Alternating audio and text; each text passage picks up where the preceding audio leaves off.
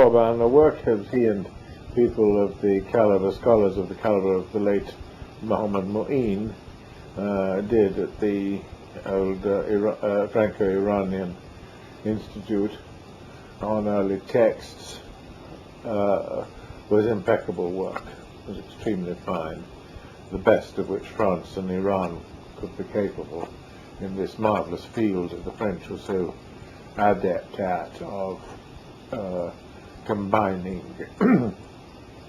Oriental scholarship with contributions from the countries of the origin of the subjects being studied and French scholarship. This was very good.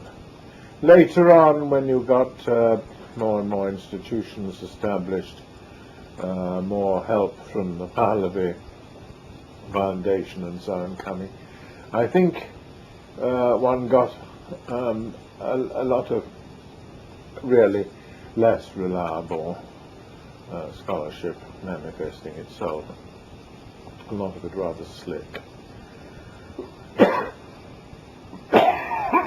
So if you wanted to give a view, an overall view of the last 50 years of the cultural scene, what would it be for you? Bad. But why? What about all the achievements? 50 years, I'm terribly bad at mathematics. 50 years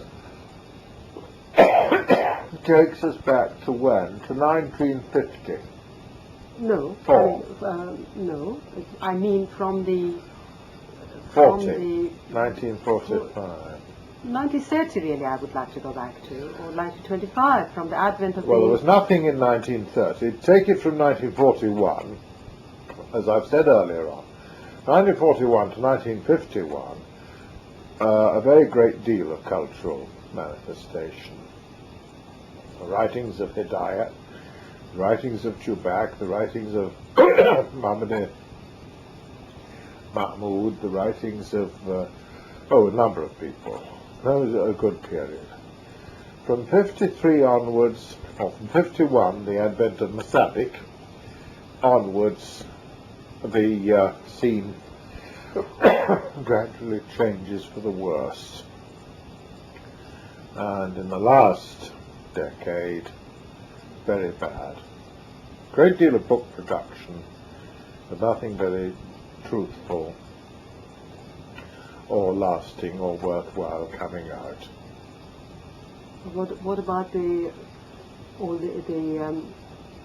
renaissance of all the crafts, the ancient crafts like pottery, like miniature, like weaving, it happened, but it was very inorganic insofar as it had no roots in the culture it was representative of. It was artificial, artificially induced. It was what I call museum culture. It was culture, it was pottery, crafts produced in museum conditions, not the real thing. Better that than nothing. But if you're asking me about the cultural health that it demonstrated, my answer is thumbs down. Better than nothing is the best I can say. You don't think any of the prose work or any of the poetry would survive? Hardly.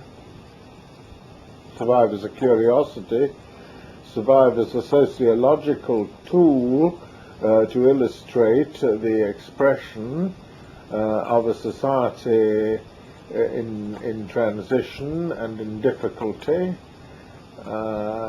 survive for the historian as indicative of the disoriented, uncertain nature of the determination and purposes of a society, but not survive as great art. No. Afraid not. Wasn't it at least better than the 50 years before? Well, I don't think it was necessary. I think it was better than anything. No. After all, 50 years before, it produced Hejazi, it produced Dashti at their best, who were quite the authors capable of survival, I think. But they were Pahlavi Era, weren't they? Dashti. They were. That's it, they were Pahlavi Era. Yeah. Dashti and Hejazi and all those Indeed they people, were. weren't they? So one can't say that the Dilan is totally negative, then what? No, but I wasn't talking in terms of Pahlavi, I was talking in terms of periods. You said this last period. Well, no, what 50 I mean years is before. the Pahlavi period. We're talking about the Pahlavi period. Oh, the whole Pahlavi period? what No, I'm I don't talking think you can. I can't dismiss the whole Pahlavi period. As I said, between 1941 and 1951 was a great period of production of arts, and that was Pahlavi period too. Yeah. Well, that's what we are assessing, the whole of from the advent of the Pahlavis. From 1925. That's right, that's what I said. Oh, yes. Well, fair enough. Not very good on the whole, but it did produce صادق Hidayat, it produced Chوبک, it produced some great art, Dashti, Hejazi and others. On the whole, it's not a very great period. It was a period of great cultural uncertainty. But was the cultural decline due to the period of great Arab cultural Academy? uncertainty, as I think the recent revolution has shown. Now, your question. The question is that if is it because of what Jalal al-Ahmad called Gharb Zadegi, was the cultural shock with the onrush of Western influences, and Western languages and so forth, or is it really in some ways a universal phenomenon, insofar as, of course, I believe, I may be wrong, that in the West even, although there is a tremendous amount of activity and production, there is very little of great importance and comparable to the best of the past has appeared even in the West since the Second World War. Oh, I think you're absolutely right. This is entirely outside the scope, incidentally, of what I understood this recording to be about, which was my reminiscences of my experiences in Iran. Right, but I think you're absolutely right. I think the whole of the modern era in the West, and in any cultures which are Western-oriented, Western-associated, which modern Iranian culture certainly was until the revolution, I think there's a terrible decline in standards and a terrible new ignorance, new gibberish, and lowering and degradation and deterioration of standards and understanding. So in other words, so that, I mean, in a sense, you can say that Iran was suffering from the malaise of the culture that it was that had become too closely associated with. That's exactly what I was trying to point I think out. you're quite right there.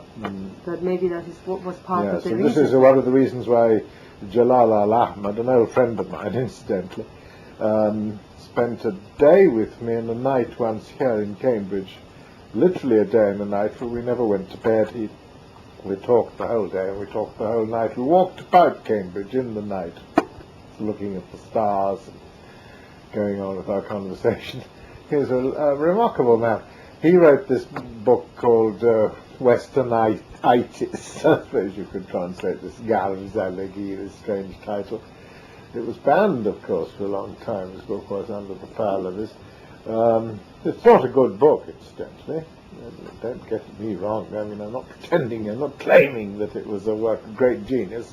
In many ways, it was an extremely wrong-headed and imprecise and ill-informed book, if you don't mind my saying so. I mean, I do know young Europeans and young Iranians, great believers in Jalal al-Ahmad, who would be very angry, kill me for saying that.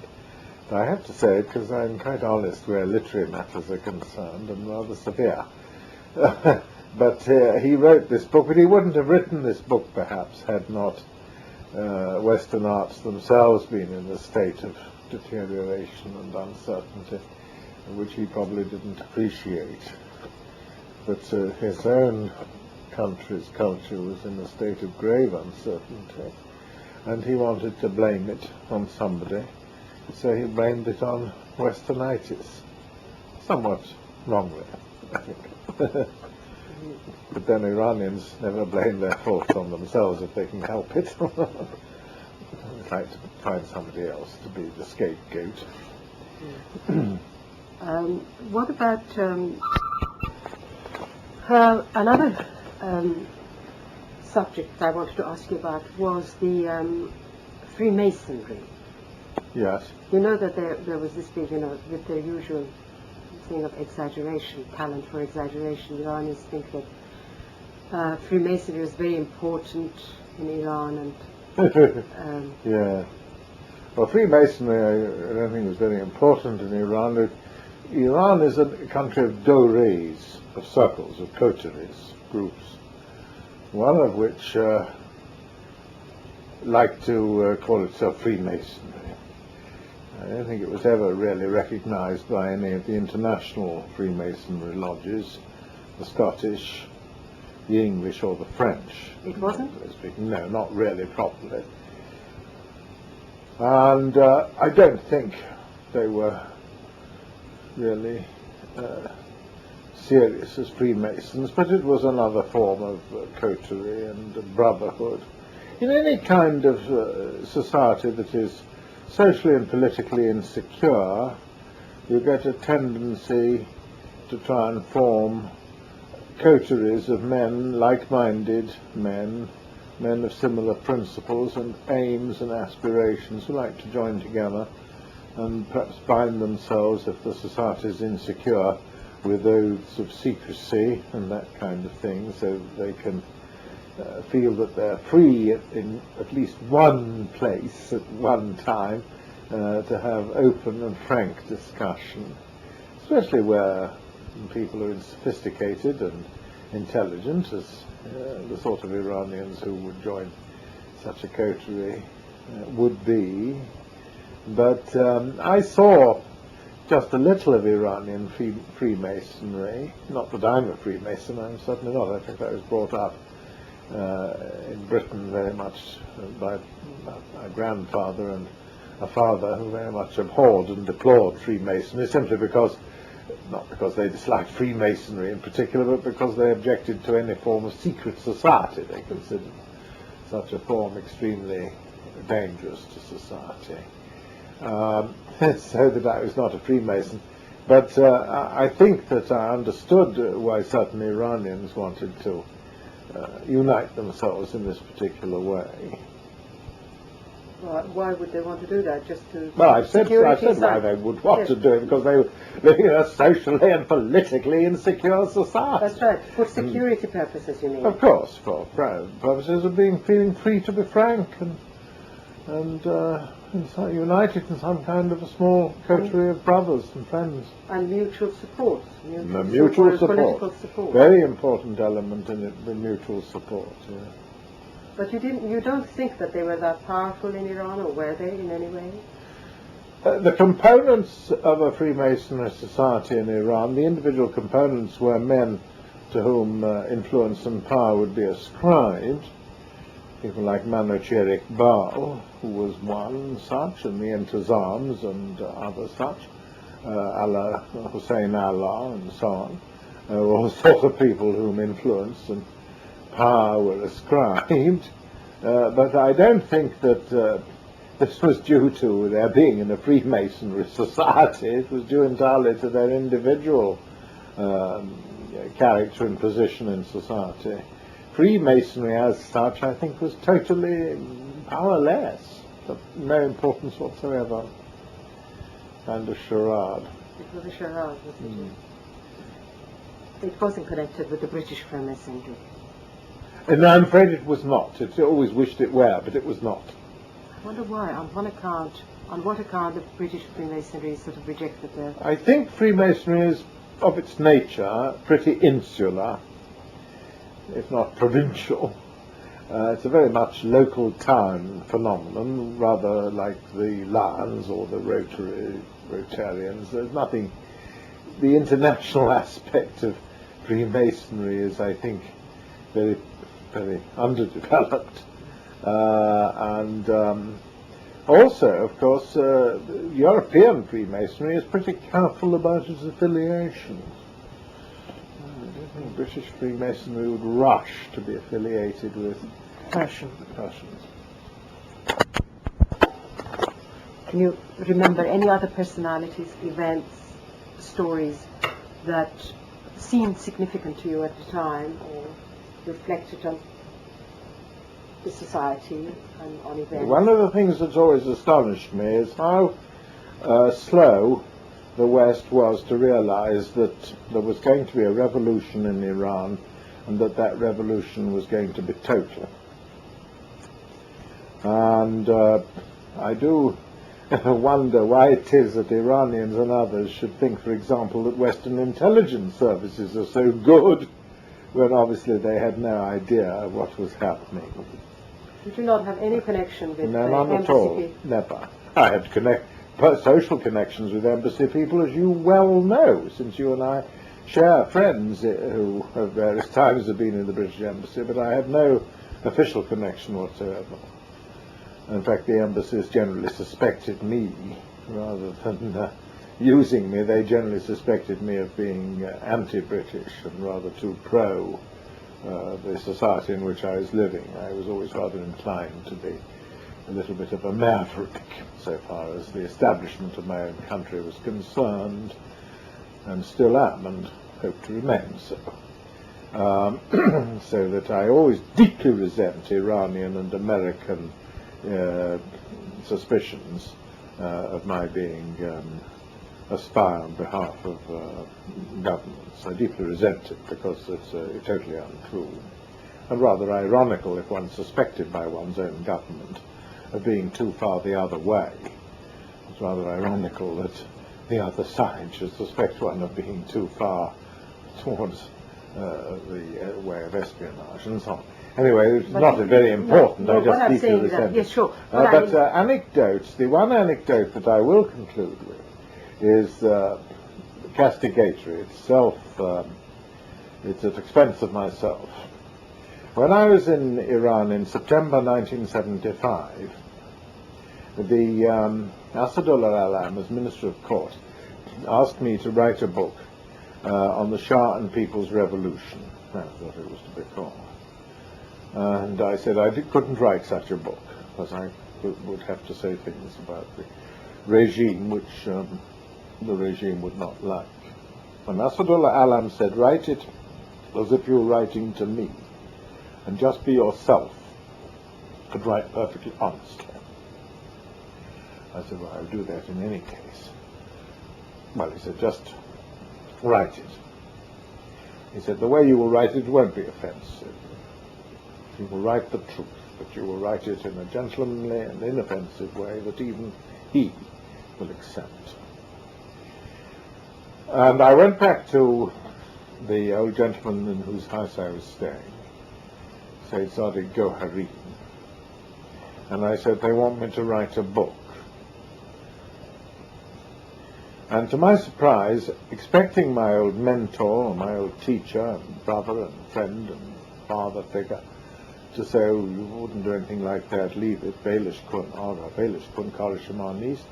He didn't say any of those things that I expected him to say. He said, how much did they offer you? Well, I said, as a matter of fact, they offered me in great secrecy quite a lot. And as I'm a very poor man, they presumably were playing on their knowledge of my impecuniosity. He said, how much? I said, they offered me £6,000. He said, not enough. He said, the American, the French, and other British journalists, and Mustashragin and all the rest of them, they've all had their cut. They've all taken their share out of the loot that this Dawlat, this regime, is distributing. It is now your turn, because you, more than any of them, to zehnima rafta eid. شما بیشتر از همشون ما را میفهمید و میشناسید. نوبت شماست. شما چیزتون رو بگیرید جون من. نوبت شماست. 10,000 لیره بهش بگید که شما شرکت شما بد باشه. سهم شما بد باشه. Your share must be at least 10,000. I was amazed at this. because it was totally contrary to what I expected him to say. And I said, and about the book? I can't write the book, though, I said. Oh, he said, never mind about the book. Tamuge ke shama un kitabra benevisid hich kudam azin ha. Hich kudam azin ha. Sedafe gofti. Hich kudam azin ha nakhahad bud. By the time you've written this book, not one of these people will be here.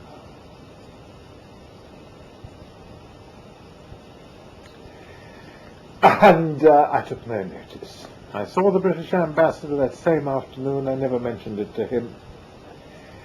I wrote to him when the revolution occurred, and I said, I owe you an apology.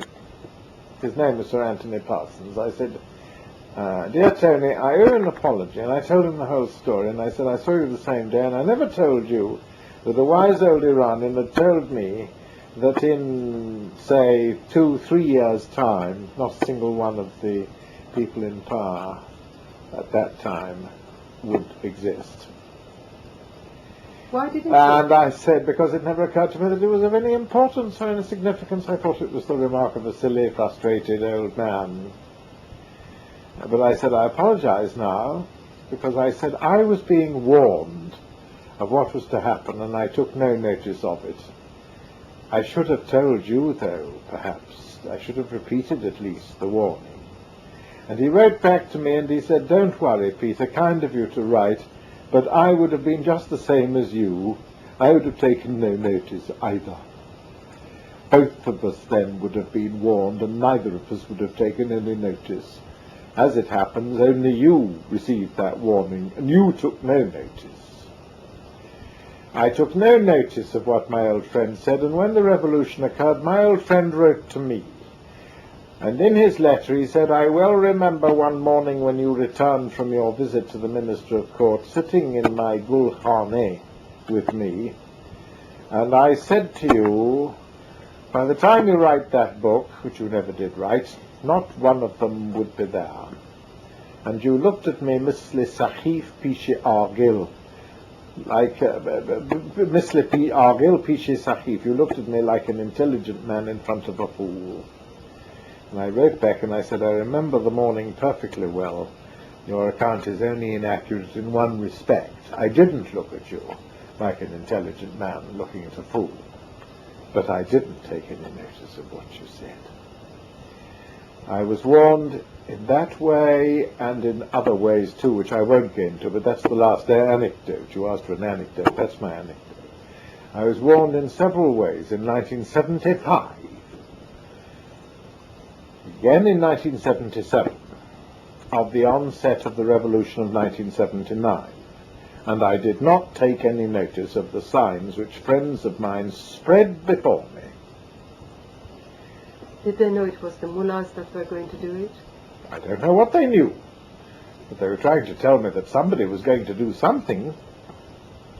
Each kudam azun ha nakhah bud. Each kudam azin ha nakhah bud. Tamuge ke shama. It's a terrible story, really. No. A lot of people must have known the amount of money that was taken out of the country by people who will swear that they didn't know. Yes. You say to me, oh, they bought Pied d'Arter in London because they used to come there shopping. Pied d'Arter, people I know who bought apartments in Chalfont House in Belgrave, yeah. No, I was Some thinking Pied of those. d'Arter. I was thinking of the ones who had a little studio somewhere in Paris. I wasn't thinking of the studios. I was thinking of the houses, whole houses, and apartments, now worth hundreds of thousands of pounds. Our own Parviz Raji. Look at the house. The first thing I did, he said, when I became ambassador to London, was to buy this house, the wisest and cleverest thing I've ever done in my life. Look at the house. whole Queen Anne house in Holland Park Avenue, the whole road is not a bad going. It's terribly sad for the whole. Well, it was prudent. It's not sad for people who did it and had the money to do it with. It's sad for the country. But what I'm talking about is that it's so strange that so many people pretended they didn't know. And it's quite clear to me that a lot did. Why didn't they do something about it? Didn't want to be shown as rats deserting the sinking ship, perhaps.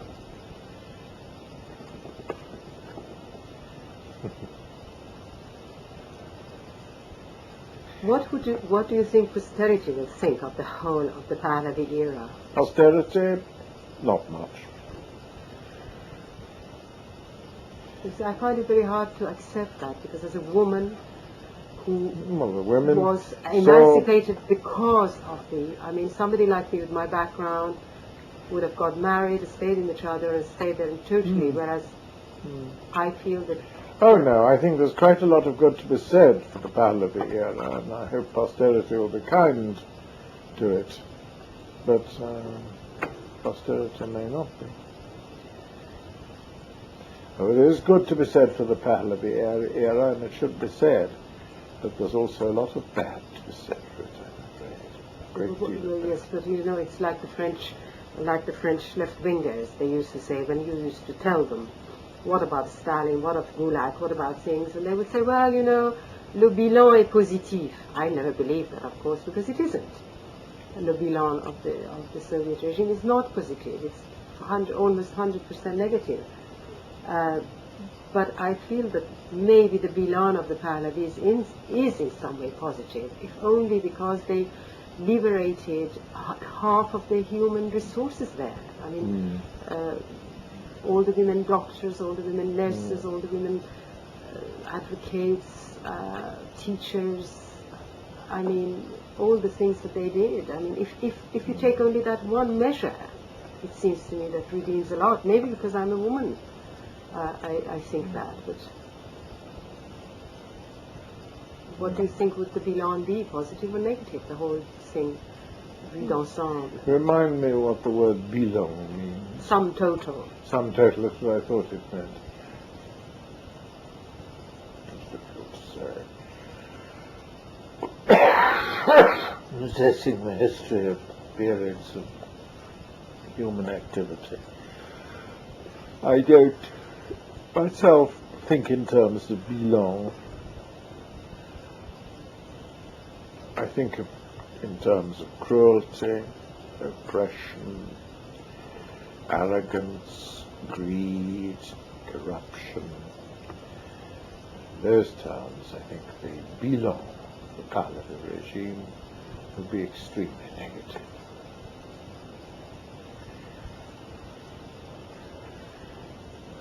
Certainly its aftermath. After? Its aftermath is appallingly negative in that respect. No, I don't see much good in history, but I'm a generation that has lived through the massacre of 6 million Jews. I've lived through episodes worse than anything Genghis Khan has had attributed to him. So if we're talking about the bilans of history, I can see covering the last 50 years, the last 60 years, no very positive bilan. Anywhere, you mean? Anywhere.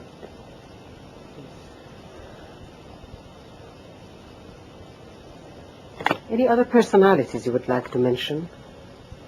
The courtesy of engineer Hidayat, Hidayat, the beautiful manners and courtesy of so many Iranian gentlemen whose names are now vilified, I have known, the old aristocrats. The courtesy of صادق Hidayat, who was always an aristocrat, who was always a gentleman.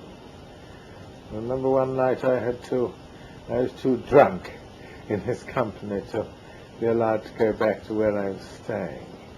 I had to be put up for the night by an Iranian friend, a member of the circle. man called Hassan Park Ravan, not the same Park Ravan we alluded to earlier on, another Park Ravan. And I remember I was drunk, lying on the ground, but I was not so drunk that I didn't hear Hidayat giving minute instructions as to how the bed should be made in the European style for him, because he's European, you know, and how he should be given 2 boiled eggs and toast and preserve for breakfast, because that's the sort of breakfast they have in England, you know, and going on in such meticulous detail, this perfect gentleman, who was always far more concerned for the welfare and the comfort of other people than for himself, and concerned for the other people's welfare and comfort with the imagination of an artist who wanted the foreigner and the Englishman to wake up the next morning in a bed of the type he was accustomed to a breakfast of the kind he was used to. That was Iranian courtesy, but it was the courtesy of an old-fashioned Iranian gentleman, of très de bonne famille, the Hedayats. Voilà, thank you very much. I think we've reached the end of this particular tape, which is number 5. Voilà. Finished, really.